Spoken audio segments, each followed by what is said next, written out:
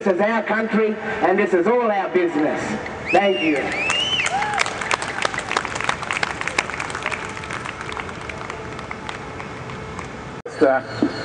Welcome us in here. Then we'll get Sister Alex Gator to do a prayer. This is starting to build.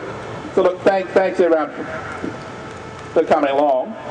I know that it's a working day today. I know that a lot of families have started their Easter break already, and I know that a lot of our families are really struggling, and I know that it costs money to get in from the outer suburbs into Brisbane. So look, everyone who's here, thank you very much for being here, because it doesn't matter if you get 5 people here or 500. It's just important we're here to reach out to those families who've lost loved ones to a death in custody. So thanks very much for being here. It's a real privilege to introduce you now to my Auntie Bella Cool, as the chair of the Brisbane Council Elders. Auntie Bella's always come to these events, and that's one of the reasons why our community here in Brisbane is so strong, because we have such strong support from our elders. So Auntie Bella.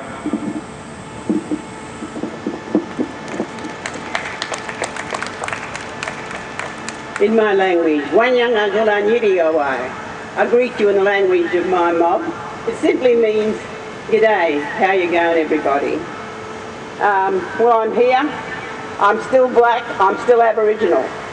And what happens in the Aboriginal community is very near and dear to my heart.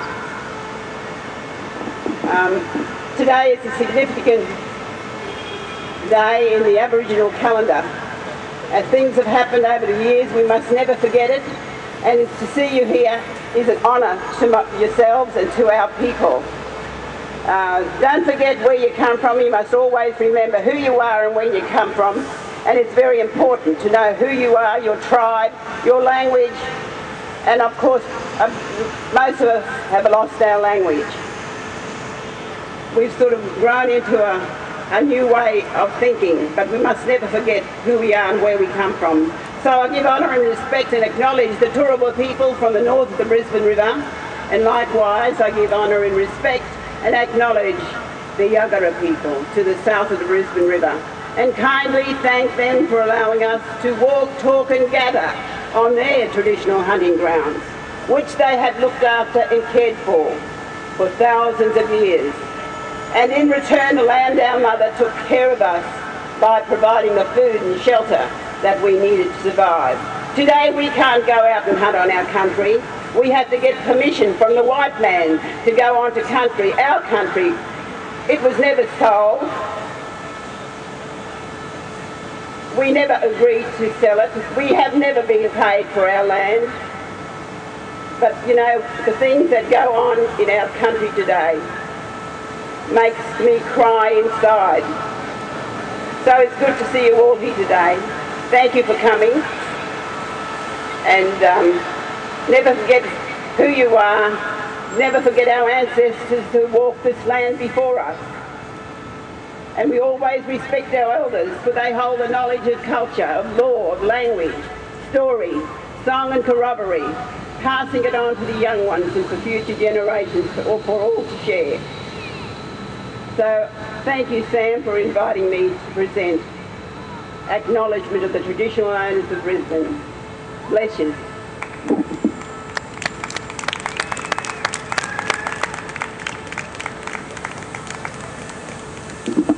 Thanks, Auntie Bella. I'm going to now ask Reverend Alex Gator to come forward.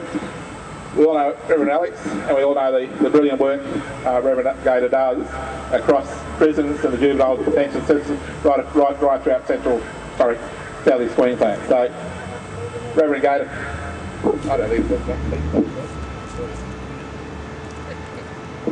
Good morning, everyone.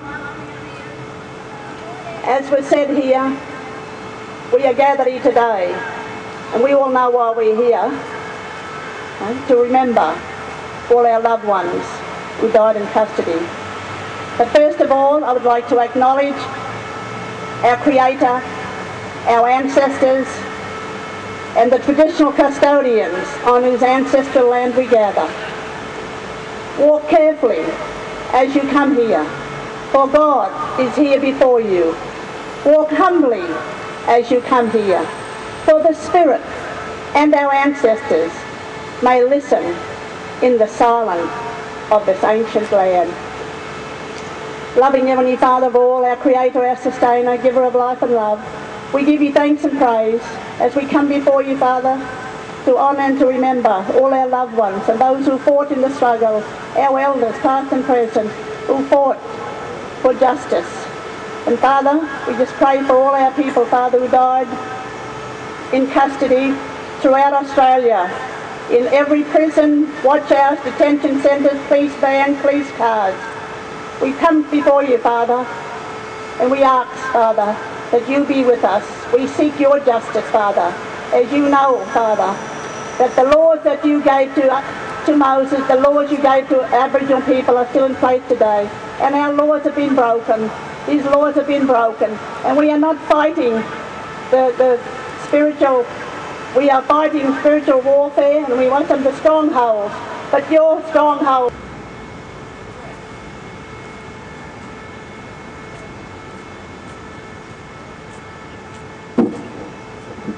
Yes, I'm paying my respects to this traditional owners,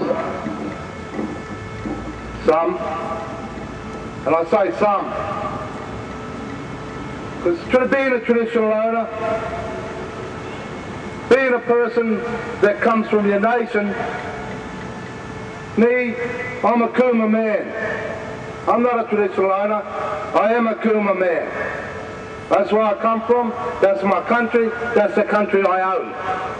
I didn't used to own it, I still own it. I'm a free man that owns that land. With that responsibility of owning that land comes a responsibility for looking after the land, but also looking after the countrymen that come onto your land. Many of us don't come from here, and it's a responsibility for the people that come from here to look after us. Respect goes two ways. It don't go one way.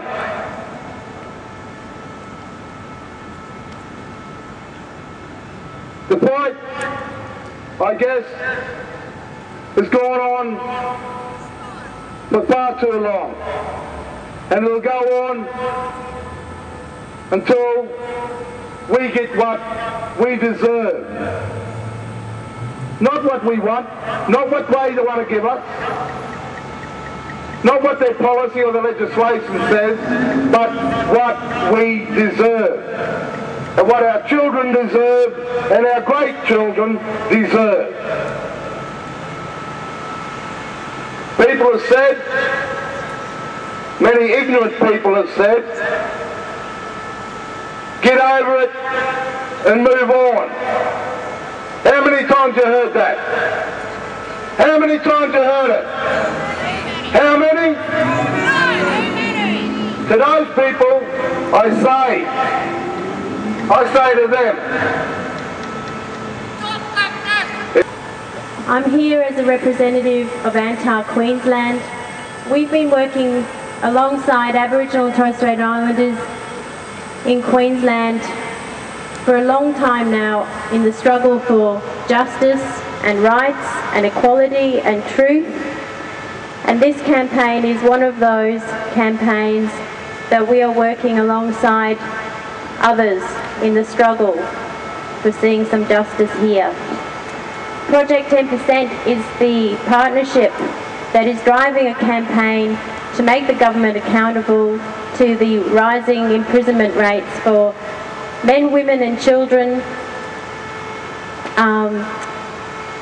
who are Aboriginal and Torres Strait Islanders across this state. This is no news for anybody who's standing here. Ever since, it's 20 years since the Royal Commission handed down its 339 recommendations.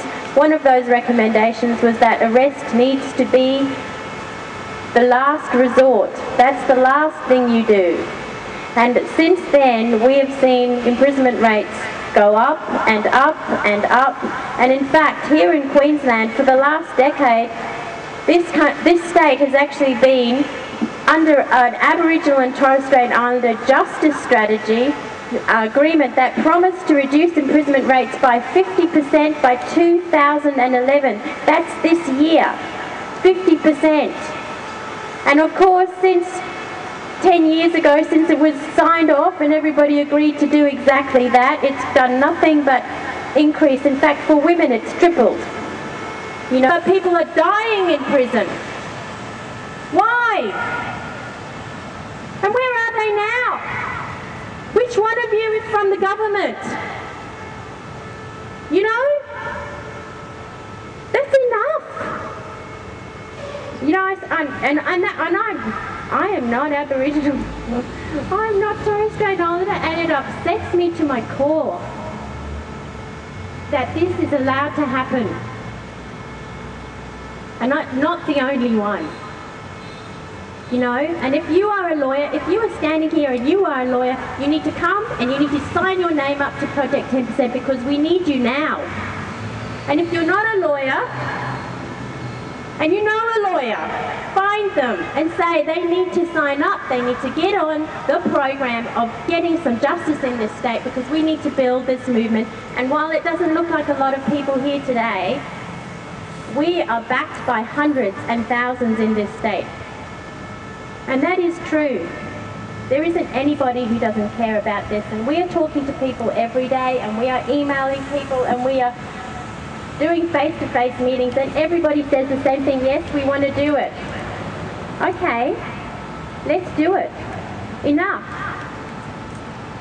So that's the message I want to say is come over, come and talk to us, get our call to action signed, take it, get other people to sign it, because that is what people will listen to, and we will work together to get a justice strategy that is implemented, that is actually listening to the voices of the people that it affects the most. Because that is the only way forward. Thank you.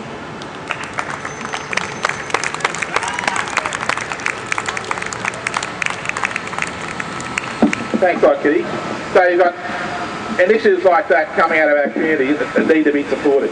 So that's ANTAR working with agencies like Murray Watch and funding politicians. But we ourselves, we're strong people, we're powerful people. Each one of us lives in a state electorate or a federal electorate. Each one of us can go along and knock on the door of our state or federal members and ask them, what are they doing to address these issues around Aboriginal death in custody?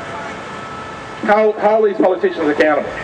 In fact, that's all across this entire history of this struggle around Aboriginal death in custody. All our mob have been asking for is that somebody be held accountable for what's happened. And you can point to any number of our mob who have been bashed, brutalised, terrorised, murdered in custody.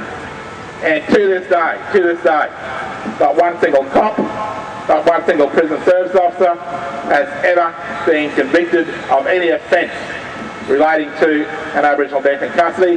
Not one single cop has spent a minute in a jail, a watch house or a prison over an Aboriginal death in custody. So we're looking back over these last 20 years. Now, if there's anybody else who wants to come forward and talk, we're going to have at 12 o'clock, we're going to have a moment of silence. Then we'll get our main speakers, Wayne Morton and Adrian Birrigal, to come up and talk to us. But in the next few minutes, any other person who's here wants to come forward and offer something, because we've got a number of apologies from family members who are travelling to Cherbourg today, the Twaddle family, for a very important funeral. People have said their apologies, they can't be here.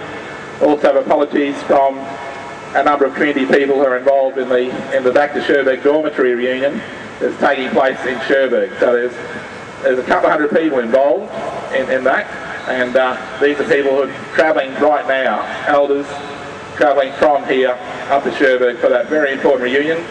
Because as we know, going back to the Royal Commission, they examined 99 Aboriginal deaths in custody, and out of that 99 deaths, 67 of those, 67 were members of the Stolen Generation. So Link Up's taking now a large number of those Stolen Generation people back to Cherbourg now for this very important dormitory union this weekend. So, open microphone, and as I said, we got a few minutes till the moment of silence at 12 o'clock, and then after that we'll have our main speakers, Wayne and Adrian, come forward.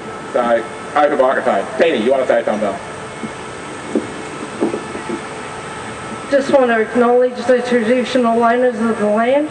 Also, Auntie Alex, Auntie Valha, Auntie Kathy, Uncle Sam. The Royal Commission into Black Deaths in Custody needs to start with the younger generation, our generation. We need to stand up and hold corrective services, Australian Government, Queensland Police Services. They need to take responsibility for the death of Cameron in 2004, Daniel in 1993, and Sheldon Curry in 2004. They need to stand up, take responsibility, stand up for their actions and be held accountable. Stop black deaths in custody in our correctional facilities. Hold those people responsible, because they're the criminals, not us, not our Murray mob.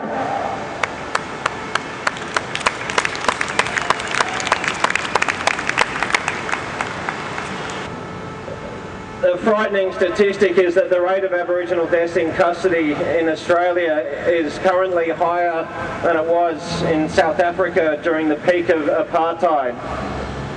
Higher than the black deaths in custody in South Africa at the peak of apartheid.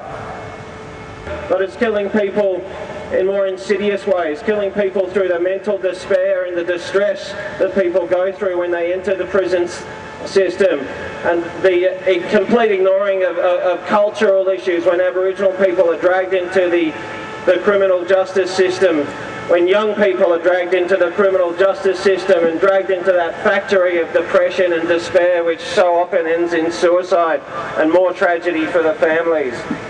Just like I see a few other younger brothers and sisters here, you know, I'd like to encourage you to keep coming along, because our future, our youth are our future, and we need to keep this fight on. You know, it's 2011, and we're still fighting for Aboriginal justice in a so-called country where we're supposed to be the lucky one.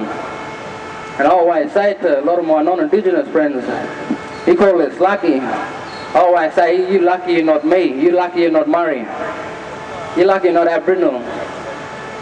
And then I go further on to it, which I shouldn't have to, because a lot of non-Indigenous Australians, they already know our plight, but they're ignorant to the fact that they don't want to believe that it's happening. They know it's happening, but they don't want to believe in it.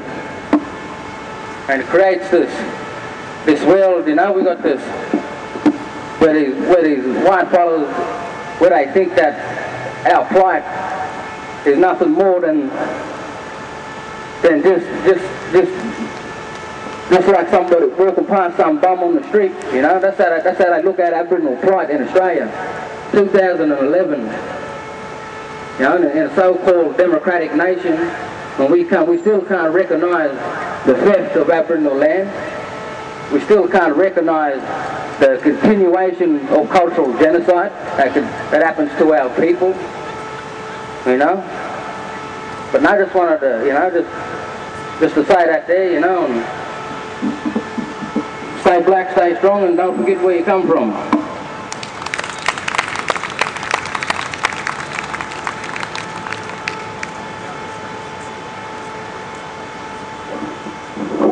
Okay, we've got plenty of time, so no rush.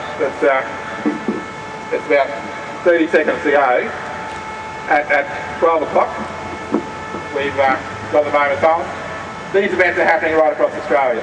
So you have events in Sydney, where the community down there is still fighting for justice in the matter of TJ Hickey and other cases. A transgender sister, her issue. She perished in custody a little while ago. Her issue has been very large across the community in Sydney as well. In Western Australia, you have the case of Mr. Ward, Aboriginal man who was transported over 800 kilometres in the back of this police van and who literally cooked to death in the seat box. So Now just in that mall there, in the mall, when you walk down to the escalator, you see a big poster on the wall. And it says, feel safe in the community. Trust a policeman. We are here to protect you. Did they protect our people in prison? When our people were taken into custody, in the watch houses, detention centres, and in prison, did they protect our people? Now I want to say this now, with respect to the Morgan family, with my deepest respect to the Morgan family, the Commissioner of Police stated last year, as long as I am the Commissioner of Queensland and before I retire, I will see that these little Daniel killers be brought to justice.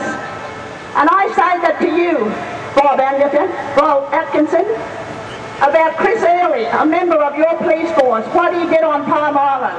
And it was witnessed. There was an eyewitness, but there was a higher witness who witnessed what happened to Marindi.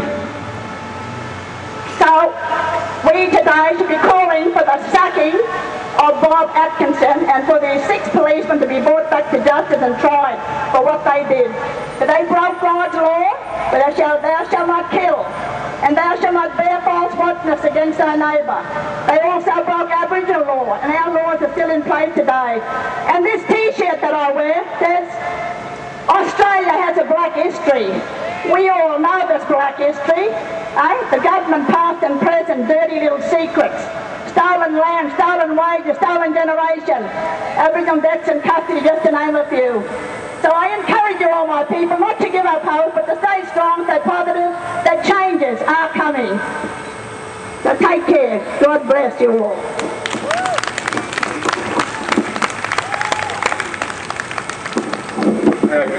Down to the last couple of speakers. There are petitions at those tables. How many petitions have we got? The petition reads, to the Honourable Speaker and members of the Legislative Assembly of Queensland, the petition of these residents of the State of Queensland draws to the attention of the House the demand that the Government of the State of Queensland urgently establishes a full Royal Commission to examine the death in custody of Alungi Doji on Palm Island in 2004 and also conduct a complete audit into every single death in custody, Aboriginal death in custody in Queensland since November 1991 when the report was handed out. Now what we want to do is have a stack of those petitions and they'll walk from here up the footpath to the Executive Building, which is just the next block, and deliver these to the Office of the Premier. Okay, so if you haven't signed the petition, please. Now remember, petitions have been very effective across our political history. Back in the 1950s and 60s, we ran a 10-year petition campaign to change the Australian Constitution so that, number one, our people could be counted in the national census, and number two, the federal government could have direct legislative authority to act on our behalf. So petitions are very effective.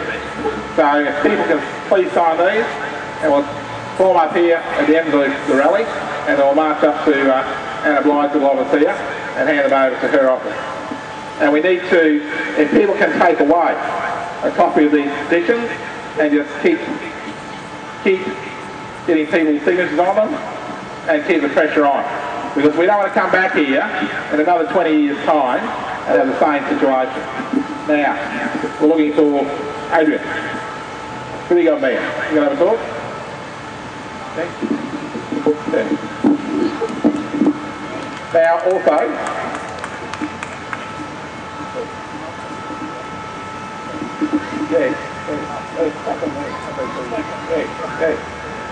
I thought you had them, mate. You said you had them already. Yeah, so Jimmy McElroy's got some petitions. Please sign. We want a few names on them. Now, well, like I said, we'll have a couple more speakers. Adrian Bittigubber, everyone knows Adrian, will be talking. Then shortly after that we'll form up here, march up to Anna Blythe's office to hand over these petitions to Anna Blythe's office. At 3 o'clock this afternoon, 3 p.m, across at Trades Hall. Everyone knows where Trades Hall is. Antar and Murray Watch are having an afternoon tea, so everyone is welcome. The Trades Hall on the corner of Peel Street and Grey Street. Okay. So, next speaker, maybe last speaker, Adrian Burial.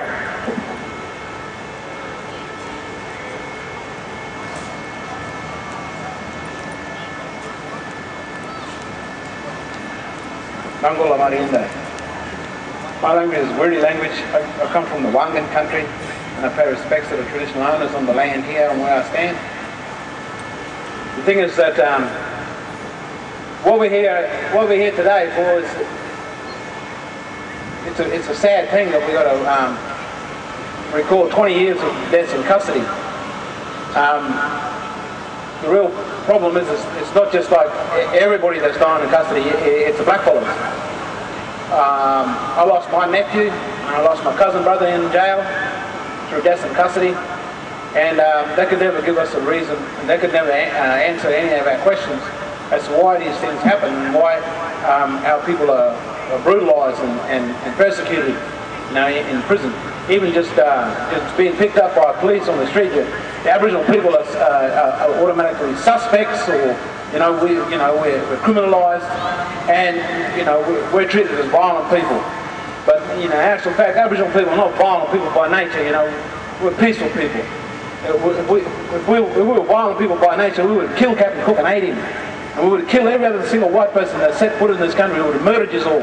You wouldn't even be here now. We're only here now because we're peaceful people. And the thing is, the people in this country need to understand this. To maintain this level of stability in this country here, you've got to recognise the Indigenous people and the suffering that the Aboriginal people have suffered in this country. This is a burden on the whole country. This is a burden on every single Australian. If Aboriginal people are dying at a higher rate now than they were before the Royal Commission and the Aboriginal deaths in custody, then there must be something wrong. And the people in this country here need to stand up and need to face up to these facts. That maybe it's the police, maybe it's the corrective services, maybe it's the government, maybe it's something that is bringing harm to your fellow human beings. And this is a problem. We're all the same species. We're all the same race. We're all human beings. That's the human race. And the thing is this, is we can't look after each other. Don't expect the coppers to. Don't expect the government. They're not going to want to look after you. The coppers don't want to look after our people. As soon as they arrest us in the street, they bash us, kick us in the guts, chuck us in. They'll follow over Western Australia. Was tasered 13 times in the cell. Mr. Pratt, look at that. Anybody else, they could have killed him. But he's a strong man and he wants to stand up and show something to people. Show them that this kind of thing's going on. The truth is out there. And the thing is, we've got to be aware of these things. That the police do commit crimes of violence, and sometimes it's hatred. Sometimes it's motivated by racial hatred towards our people. And this racial hatred has got to stop. This understanding that we are the black people and we need to be subjugated and we need to be forced into a state of submission. I think you need to look to us as the gentle people, as the ones who have answers for you people, because in all the turmoil and all the confusion that you have in this country right now, you're going to have to look to the Indigenous people. We're the ones here who we've got a connection to the land and the spirit, the ancestors, the creative being. We're the ones. You can't find it in the Quran or the Bible. You can't find it in that there. You're in this country. When you're in this country, you're in the place of the heritage that goes back thousands and thousands and thousands of years, even before even Jesus Christ was even mentioned walk on the planet. You know what I'm saying? So here today, we're reminded that 20 years of Aboriginal people dying in custody and nothing has been done about it. There has been no coppers prosecuted and sent to jail for it. We tried to put somebody, make them accountable. We tried to make Chris Hurley accountable for what he done on Palm Island. But people just walked away and laughed about it and thought it was a big joke. All those coppers who did the investigation thought it was a big joke. They walked away from it. People and family members who've been related to that fellow died from this here, suffered from this here.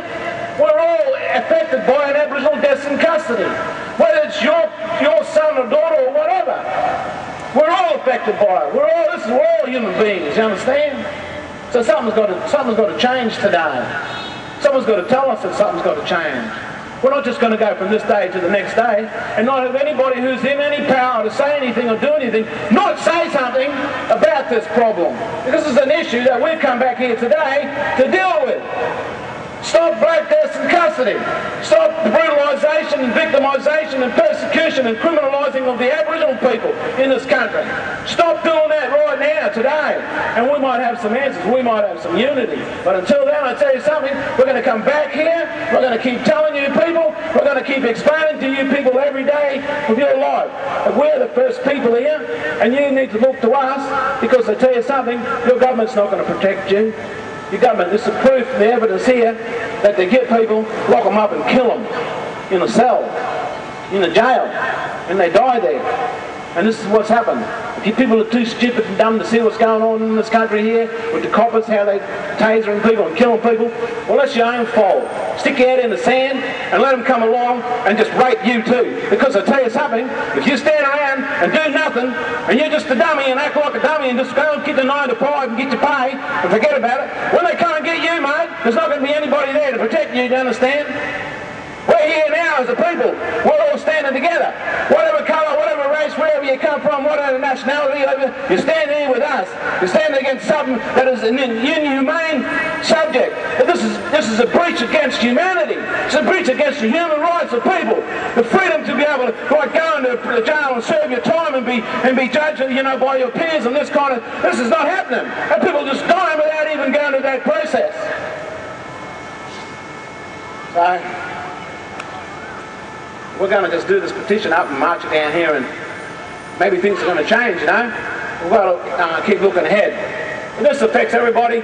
20 years of the Royal Commission into Aboriginal deaths in custody, and still there is no coppers in this country that's ever suffered for an Aboriginal death in custody. They all reward them.